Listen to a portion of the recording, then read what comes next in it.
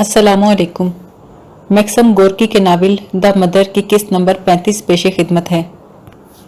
उसके बेटे ने कोई ऐसी बात नहीं कही जो उसके लिए नई हो। वो उसके ख्यालात से पहले ही वाकिफ थी, लेकिन पावेल की मतानत और सुकून देखकर वो हैरान रह गई। उसे उम्मीद थी कि जज गर्मा गर्म बहस करेंगे, उसकी बातों की तरदीद करेंगे, अपने ख्यालात का इजहार करेंगे, लेकिन ऐसा कुछ नहीं हुआ। आंद्रे उठ खड़ा हुआ। उसके चेहरे पे शरारत थी। बोला, उज़रदारी करने वाले हजरात। जज ने गजबनाक आवाज में कहा, इस वक्त तुम जजों से मुखातिब हो। वो बोला, अच्छा, मैं समझा आप जज नहीं बल्कि उज़रदारी करने वाले हैं। जज ने रूखेपन से कहा, मतलब की तरफ आओ। मतलब की बात? बहुत खूब। फर्ज कीजिए मैं कोशिश करके यकीन कर लूं कि आप जज हैं, गोया आप गैर जानिबदार हैं, किसी की तरफ कोई तासुब नहीं। दो आदमी आपके सामने लाए जाते हैं। एक कहता है इसने मुझे लूट लिया, मार मार कर अदमुआ कर दिया। दूसरा कहता है मुझे लूटने और मार मार कर अदमुआ करने का हक है क्योंकि मेरे पास बंदूक है। बूढ़े जज ने बुलंद आवाज से सवाल किया, तुम मतलब की बात नहीं कह सकते? खोखोल ने माथा पहुंचते हुए संजीदगी से कहा, तुम्हारे साथ मतलब की बात क्यों करूं? फिलहाल जो कहना था मेरे साथी ने अभी कह दिया। खामोश, अगला मुल्जिम।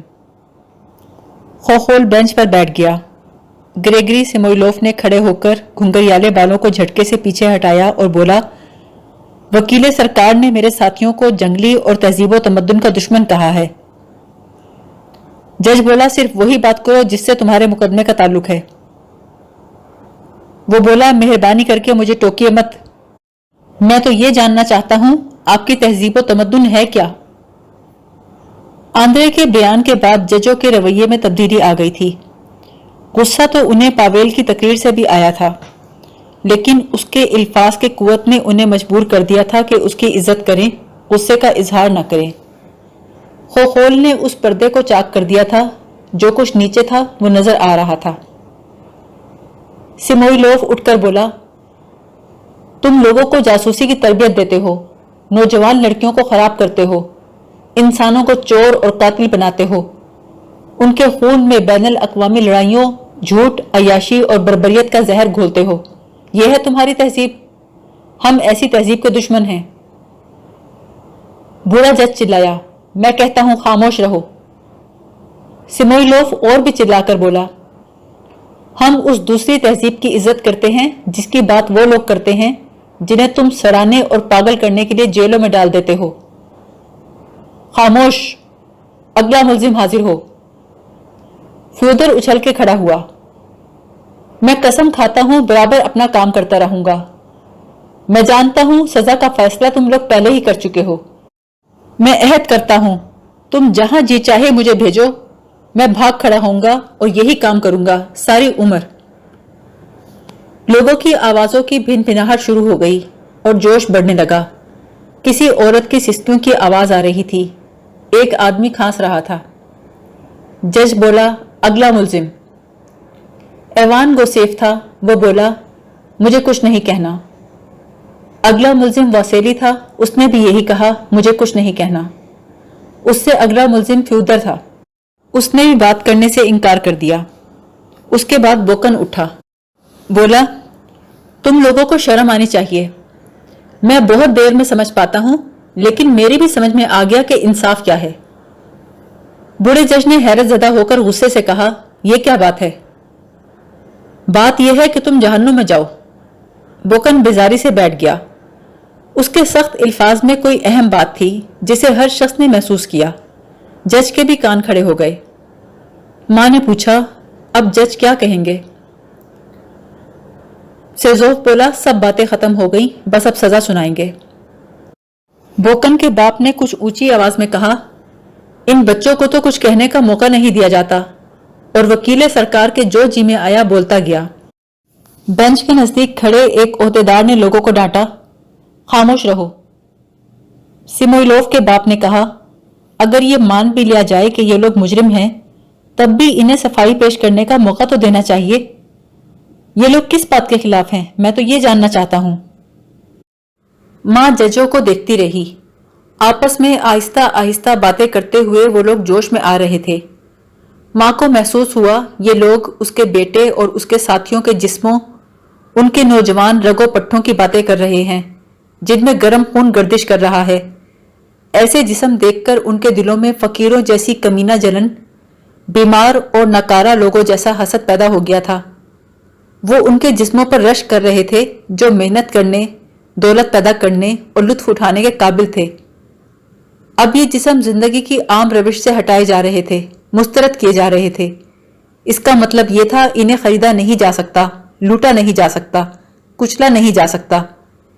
اسی وجہ سے ان نوجوانوں کو دیکھ کر بوڑھے ججوں کے دل میں خونخوار جانوروں جیسا انتقامی غصہ پیدا ہو رہا تھا، جنہیں اپنی تازہ غذا سامنے نظر تو آتی ہے لیکن جھپٹ کر پکڑنے کی ہمت نہیں ہوتی۔ کھانے کا سامان سامنے سے جاتا دیکھ کر غرا سکتے ہیں۔ اسے محسوس ہوا کہ بھوکے درندوں جیسے لالچی لوگ غصے کو چھپانے کی کوشش بھی نہیں کر رہے۔ ایک ماں کے لیے اپنے بیٹے کا جسم بہرحال اس چیز سے زیادہ عزیز تھا جسے روح کہتے ہیں۔ اس کے لیے یہ منظر تکلیف دہ تھا کہ ججوں کی نظریں اس کے بیٹے کے چہرے پر رینگ رہی تھیں، اس کے سینے، اس کے شانوں، اس کے بازوؤں کو چھو رہی تھیں۔ ان نوجوانوں کے تصور سے جو شہوت، ہرس اور حسد ان کے دلوں میں پیدا ہو رہا تھا، اس سے ان لوگوں میں جان سی بڑھ گئی تھی۔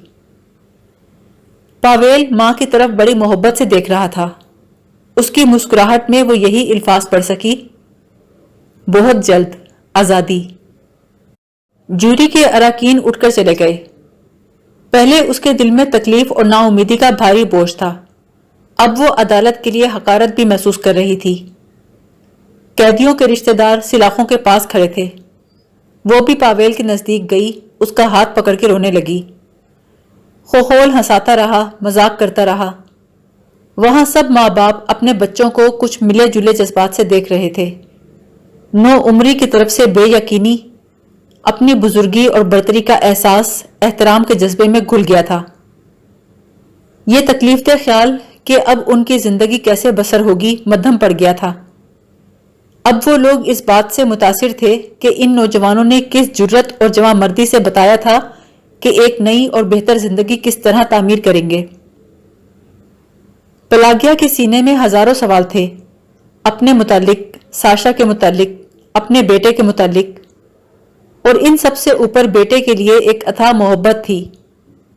پھر یہ محسوس کر کے کہ خوخول کو پاویل سے بھی زیادہ محبت اور شفقت کی ضرورت ہے، کہنے لگی، آندرے، مجھے تمہارا مقدمہ کچھ پسند نہیں آیا۔ کیوں ننکو؟ تم نے کسی کو یہ نہیں بتایا کہ کون صحیح ہے کون غلط ہے؟ میری ننکو، کیا تم سمجھتی ہو ان لوگوں کو صداقت معلوم کرنے میں کوئی دلچسپی ہے؟ کٹہرے کے نزدیک کھڑے عہدیدار نے آواز لگائی، مقدمہ شروع ہو رہا ہے، ہر شخص اپنی جگہ پر واپس جائے۔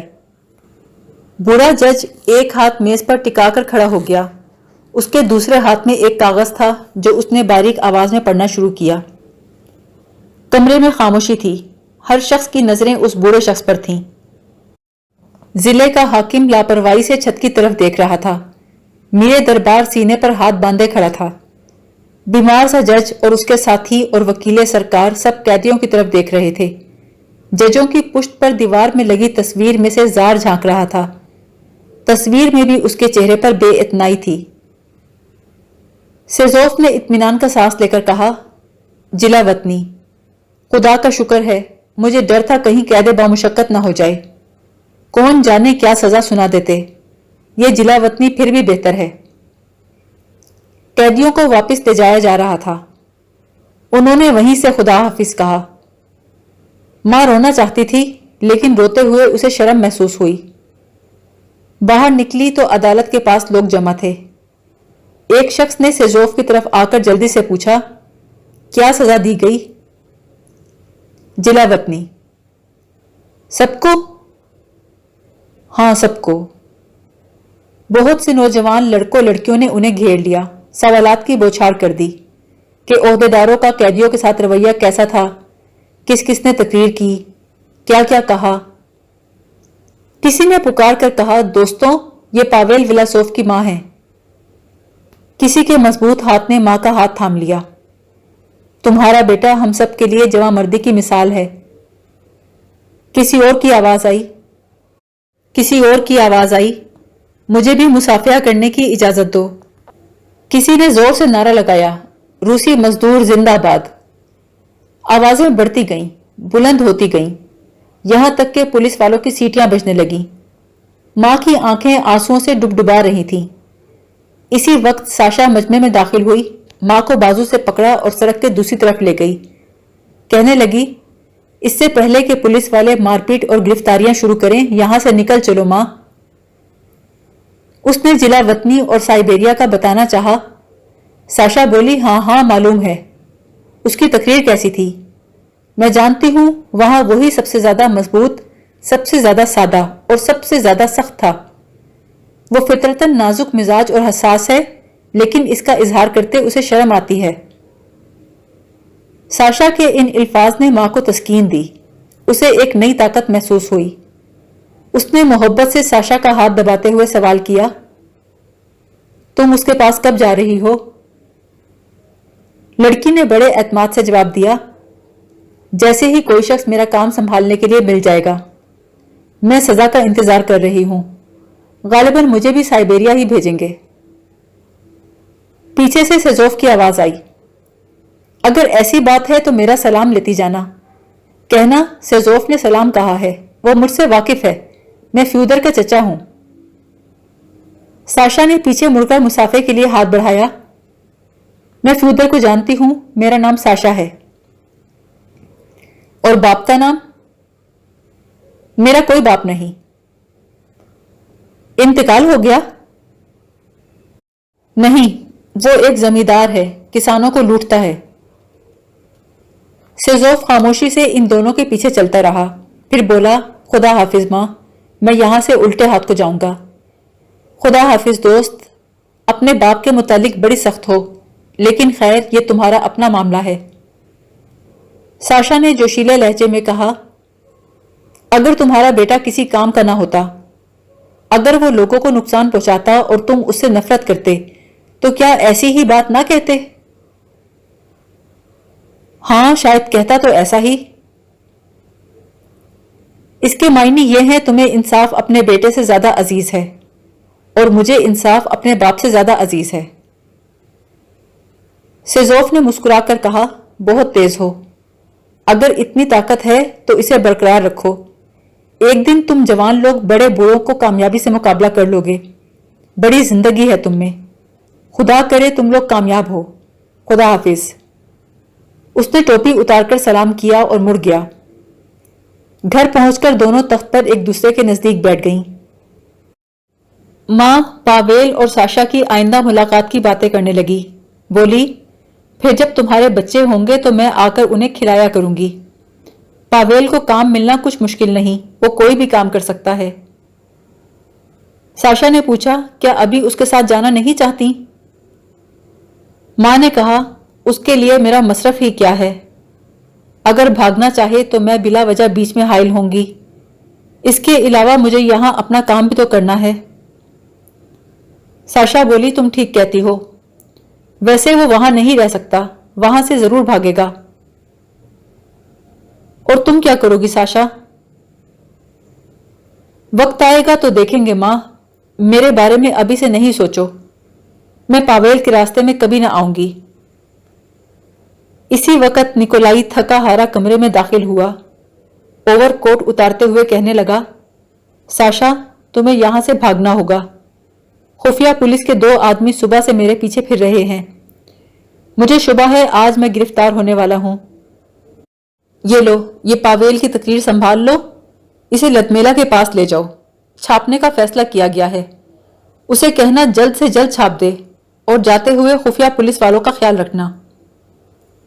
باتیں کرنے کے دوران اس نے میز کے خانوں میں سے کاغذات نکالنے شروع کیے، کچھ کاغذ پھاڑ ڈالے، کچھ کو ایک طرف رکھ دیا۔ وہ کافی تھکا ہوا اور پریشان معلوم ہو رہا تھا۔